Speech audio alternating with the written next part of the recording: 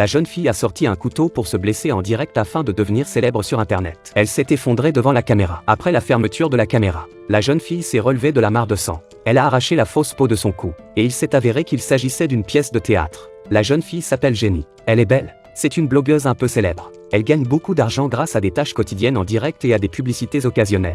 Jenny s'entend bien avec tous ses camarades de classe. Elle est toujours la bienvenue. Mais la vraie Jenny n'est pas heureuse. Même si elle était fatiguée, ses parents la laissaient vivre en ligne en permanence. Pour gagner plus d'argent. Même si le produit n'est pas assez bon, Jenny doit quand même en faire la promotion. Dans la vie, ses parents étaient très stricts avec elle pour la rendre plus photogénique. Elle devait manger des aliments sans graisse pour garder la ligne. Ses parents lui ont également mis un collier de positionnement. Ils voulaient contrôler la position de Jenny à tout moment. Ce soir-là, papa et maman discutent du cadeau d'anniversaire de Jenny. Ils ont pensé qu'ils devraient aider Jenny à augmenter ses statistiques de fans. Ainsi, ils pourraient gagner plus d'argent. Jenny est très déçue et pense à s'enfuir. Sa meilleure amie, Nana, voit à quel point Jenny est malheureuse. Elle a une idée géniale pour Jenny. Si Jenny fait quelque chose qui disparaît lors de l'émission en direct, ses parents sauront qu'il y a un problème.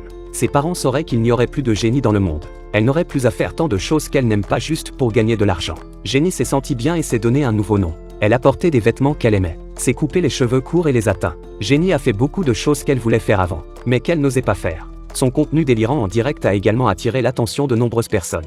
Cette fille s'est blessée sur place. Elle s'effondre devant la caméra, là où la caméra ne pouvait pas la voir. La fille s'est relevée. Il s'est avéré qu'il s'agissait d'une scène qu'elle et ses amis avaient préparée. Les parents de Jenny, qui regardaient la retransmission en direct, ont fondu en larmes devant leur ordinateur. Mais si la jeune fille a fait cela, c'est pour ses parents. Ceux-ci ne travaillent jamais et obligent leur fille à diffuser en direct pour gagner de l'argent. Pour échapper à ce contrôle, Jenny a planifié une fausse mort afin de commencer une nouvelle vie. Les parents ont également été interviewés et ont déclaré qu'ils ne forçaient pas leur fille à gagner de l'argent. Après avoir vu l'interview, Jenny n'a pas regretté sa décision. Peu après, une étrange jeune fille, Yuri, apparaît devant le public. Elle prétend être la meilleure amie de Jenny et ne croit pas qu'elle soit morte. Yuri crée un compte et cherche Jenny. Elle contacte effectivement Jenny et souhaite la rencontrer. Yuri semble tout savoir. Elle prévient Jenny que Nana est le vrai danger. Yuri gagne la confiance de Jenny en effaçant les photos de son téléphone devant elle. De retour dans sa chambre, Jenny cache le fait qu'elle est allée voir Yuri. Elle veut rentrer chez ses parents. Nana lui a dit qu'elle était désormais sans abri. Mais il y avait une autre solution. Elle sort un couteau de sous son oreiller et le tend à Jenny. Jenny réfléchit un instant et poignarde Nana avec le couteau.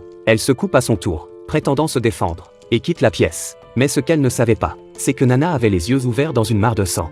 Une fille couverte de sang, courant sauvagement dans la nuit en direct. Il s'agit de la même internaute qui a diffusé en direct son automutilation l'autre jour et qui est maintenant exposée aux yeux de tous. Jenny dit qu'elle a disparu pendant un certain temps, menacée par Nana de ne pas sortir. Yuri est également intervenu pour travailler avec elle. Mais les commentaires disent que Jenny a menti car la vraie Jenny est revenue. สวัสดีค่ะ เจนนะคะ เจนกลับมาแล้วค่ะ Bonjour à tous. C'est Jenny, je suis de retour. Il s'avère que Nana a utilisé son pouvoir de fille de Satan pour remplacer les souvenirs de tout le monde. Jenny rentre chez elle et trouve Nana assise à table avec ses parents. Jenny fait irruption et dit qu'elle est leur fille. Mais elle est traitée comme une étrangère. Jenny apprend également que ses parents contrôlent son alimentation. En effet, elle est allergique à beaucoup de choses et ils ne veulent pas qu'elle prenne de risques. Ses parents ont placé un traceur sur Jenny parce qu'ils craignaient qu'elle ne fasse de mauvaises rencontres. Jenny pense que la diffusion en direct est épuisante. Mais elle oublie que c'est son rêve depuis qu'elle est enfant. Regardez, maman et papa, je veux être célèbre. Peux-tu m'aider à réaliser mon souhait? Jenny souhaite que ses parents se souviennent d'elle. Mais Nana se moque d'elle. Nana pense que si elle ne se souvient pas de ce qu'elle a dit, elle ne peut pas s'attendre à ce qu'on se souvienne d'elle. À la fin du film, Jenny est mise à la porte et arrêtée par la police dès qu'elle quitte la maison. Elle pense qu'elle ne mérite pas une telle punition. Cette fois encore, Nana reste silencieuse. Au départ, elle voulait simplement donner une leçon à Jenny. Mais cette dernière n'aurait pas dû avoir l'idée de faire du mal à qui que ce soit.